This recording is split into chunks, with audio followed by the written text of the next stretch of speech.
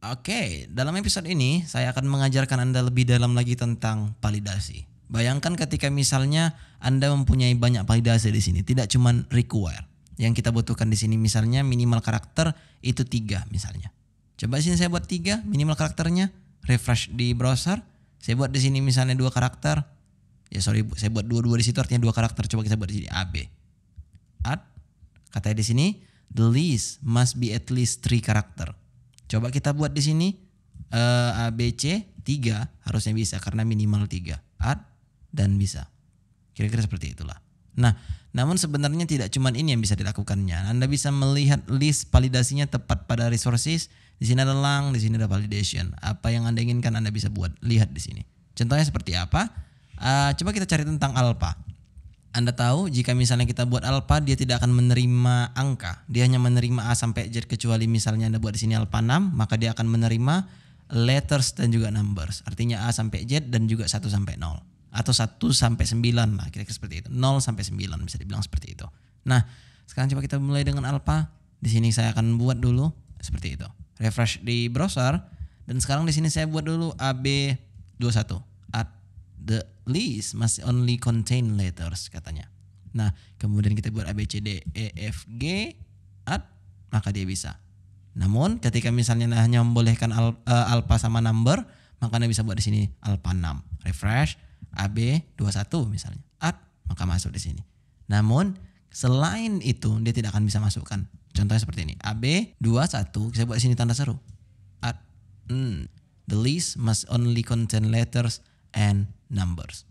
Permasalahannya adalah jika misalnya kita buat spasi di sini itu tidak akan bisa. Ya, artinya dia benar-benar tidak akan menerima kecuali 1 sampai 10, 0 sampai 9 sama A sampai Z. Termasuk spasi juga tidak akan diterima. Biasa digunakan untuk username ya. Biasa digunakan untuk seperti itu. Nah, kemudian jika misalnya Anda hanya ingin dia boleh enter ya jangan masukkan di sini. Anda bisa buat di sini, dia content string ya seperti ini. Refresh. Jadi ketika misalnya enggak string yang muncul di sini, dia tidak akan bisa. Tapi misalnya array, maka dia tidak akan menerima seperti itu. Oke? Kita sekarang gerak ke yang namanya request. Ya, oke? Bayangkan seandainya sekarang itu Anda mempunyai validasi lebih dari 1 field. Contohnya entah 15 field, otomatis ini akan sampai 15. Benar enggak? Dan begitu juga ketika misalnya task scriptnya, entah misalnya field yang ada di form Anda tidak sama dengan field yang ada di database, harusnya Anda akan membuatnya atau mengimplementasikannya satu-satu di sini. List equals to request, list bla bla bla. Alright, kemudian karena kebetulan sama kita bisa buat di sini request all. That's it. Nah, sekarang coba lu bayangkan ini satu metode pasti rame kali. Benar nggak? Benar. Ya kenapa seperti itu? Ya karena kalau misalnya 15 field ya ini pasti rame satu metode ini. Nah, bagaimana cara kita handle seperti ini? Disinilah kita membutuhkan yang namanya request. Oleh karena itu, coba Anda pergi ke browser, ke terminal, Anda buat sini PHP Artisan. Dimana jika misalnya Anda scroll ke atas, di sini akan Anda mempelajari hal baru yang disebut dengan make request. Jika Anda lihat keterangannya, membuat kelas baru untuk form request. Oke, let's do it. PHP Artisan make request. Apa kita buat nama requestnya? Sesuai dengan nama model kita. Nama model kita adalah task, maka kita buat sini task request. Enter. Anda bisa melihatnya tepat di app HTTP. Di sini ada request. Ini dia. Tadinya ini tidak ada. Saya hapus. Kita generate ulang. Maka dia akan membuatkan folder baru di sini. Task request dan nama foldernya request. Oke. Di sini Anda akan dihadapkan 2 metode. Yang pertama itu authorize, yang kedua itu adalah rules. Rules adalah peraturan yang Anda inginkan. Contohnya tadi ada list, Anda buat sini list. Dan itu peraturannya require.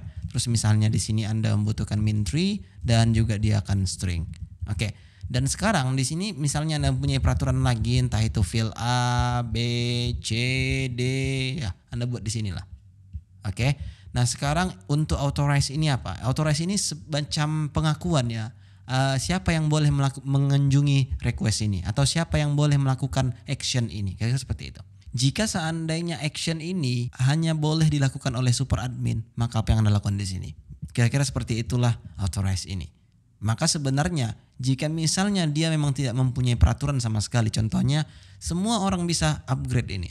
Semua orang bisa menggunakan action ini. Semua orang bisa memperdayakan ini. Baik itu yang sudah login maupun yang belum login. Maka di sini Anda bisa buat true saja. Tapi ketika misalnya Anda mempunyai conditional, hanya admin lah yang boleh. Maka Anda bisa buat di sini conditional if out user is admin. Nah, mungkin itu akan jauh, tapi inilah contohnya. Kira-kira seperti itulah. Oke, by default ini akan false. Jadi karena kita tidak mempunyai peraturan apa-apa belum, kita buat di sini true. Oke, sekarang di sini kita sudah mempunyai list field di mana dia mempunyai peraturan sama seperti apa yang kita lakukan tadi, tepat pada task controller yang Anda lihat di sini. Ya, sama peraturannya. Oke, sekarang coba dulu ini kita hapus. Ini kita ganti, daripada request kita buat di sini task request. Seperti biasa, task request akan error. Kenapa seperti itu? Karena kelas task controller ini tidak mengenali siapa dia. Oleh karena itu, kita perhatikan dulu pada request folder ini, pada task request ini pastinya. Untuk namespace-nya itu adalah app http request. Yang mana sebenarnya ini kita bisa copy dan kita kembali ke task controller, kita use di atas dia. Use, terus masukkan yang tadi kita copy dan di sini kita masukkan name task request tersebut. Oke, nama kelasnya lah bisa dibilang. Oh ya, di sini by the way jika Anda lihat use untuk DB itu tidak berkilau seperti ini. Jadi seakan-akan dia tidak dipedulikan di sini. Kenapa? Hanya karena kita tidak memakainya, berarti kita bisa singkirkan dia sekarang. Oke, sekarang kita sudah mempunyai task request dan kita sudah binding dia ke dalam store method ini.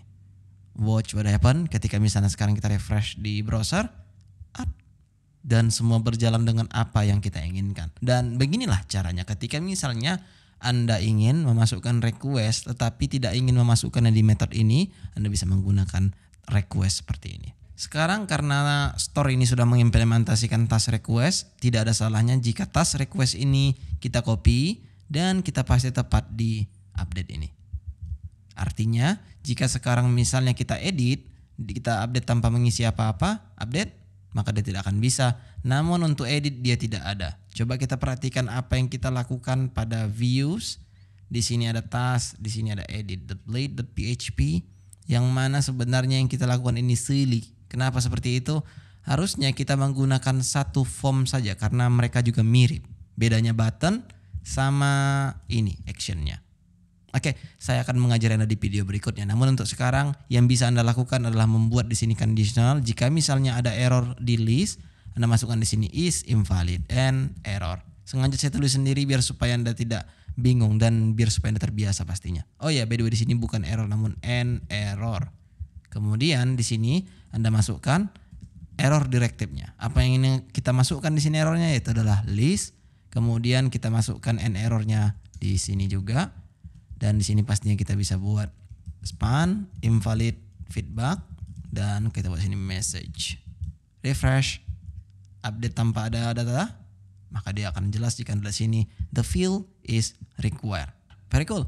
Dan di video berikutnya saya akan mengajari Anda, ada yang lebih penting harusnya saya ajari di sini sebenarnya ya. Untuk membuat ini lebih sederhana pertama, dan saya juga akan mengajari Anda tentang all atau session yang sudah berlalu. Jika Anda tidak sabar, saya akan melihat Anda di video berikutnya.